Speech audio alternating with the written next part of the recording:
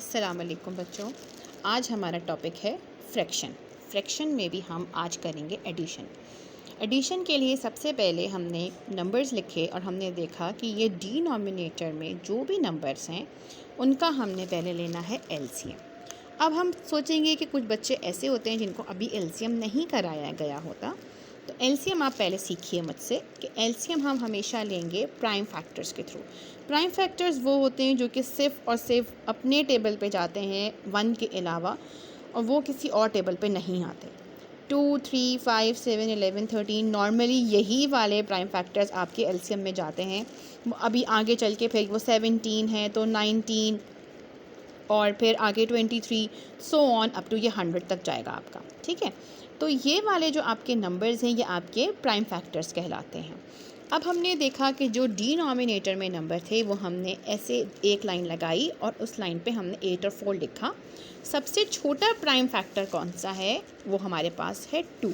आपने 2 से करना शुरू किया। अब 2 के टेबल में 8 कहाँ तक आता है, 4 तक। 2 के टेबल में 4 कहाँ तक आता है, 2 तक। एलसीएम में आपने टिल ये 1 तक जाना होता है। फिर हमने किया दोबारा से, हमने अभी ये 1 तो आया नहीं है, फिर हमने 2 से दोबारा किया। 2 का टेबल हमने वहाँ तक पढ़ना है कि 4 आ जाए। हमने कहाँ तक पढ़ा था, 2 तक पढ़ा था। सिमिलरली 2 का टेबल हमने कहाँ तक पढ़ना है कि 2 आ जाए। अब ये एक तो 1 आ गया, हमें इसको भी 1 करना है, तो हमें दोबारा इसको 1 करने के लिए 2 का टेबल हमने वहाँ तक पढ़ा कि 2 आए, तो 2 1s आर 2। ठीक हो गया। अब आपके पास ये 3 नंबर आ गए। अब आपने क्या करना है कि आपने इनको आपस में मल्टीप्लाई करना है। जैसे 2 2s आर 4, अब आपने इस 4 को दोबारा इससे मल्टीप्लाई किया तो 2 4s आर 8, तो आपका एलसीएम क्या आ गया, 8 आ गया। राइट, अब आपने क्या किया, आपने नीचे एक लाइन लगाई और यहाँ पे लिखा 8। ठीक, अब नीचे वाले डिनोमिनेटर को आपने उस एलसीएम के नंबर जितना करना है। अब यहाँ तो 8 था, अब 8 को हमने ऐसे नंबर से मल्टीप्लाई करना है कि वो 8 आए, तो डेफिनेटली वो एक 1 ही है। तो जो नंबर हमने नीचे नंबर से मल्टीप्लाई किया है, हम सिमिलरली उसी नंबर से ऊपर भी मल्टीप्लाई करेंगे। अब नीचे हमने इस 4 को 8 बनाना है, तो 4 का टेबल हमने वहाँ तक पढ़ना है कि हमारा आंसर आ जाए 8, तो 4 2s आर 8। तो जो चीज़ हमने नीचे मल्टीप्लाई करी है हम इसी तरह सिमिलरली ऊपर भी मल्टीप्लाई करेंगे। तो 7 1s are 7 plus 3 2s are 6। ठीक हो गया। तो अब हमने इसको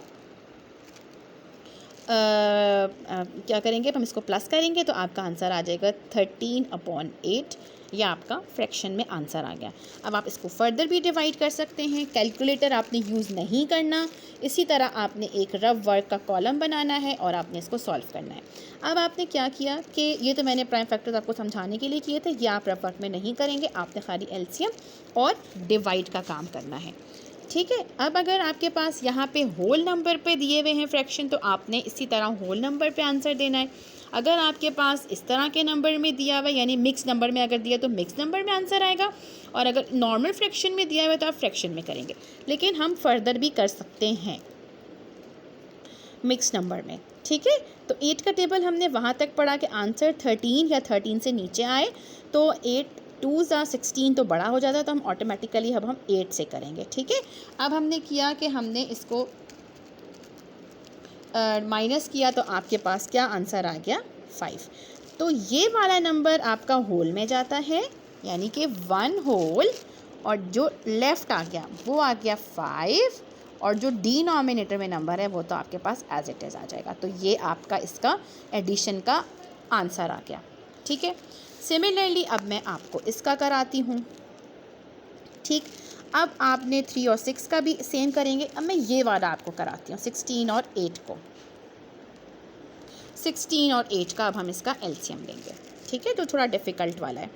16 लिखा और आपने यहाँ पे 8 लिखा। अब 16 भी सबसे छोटा प्राइम फैक्टर वही 2 है, तो आपने 2 से किया।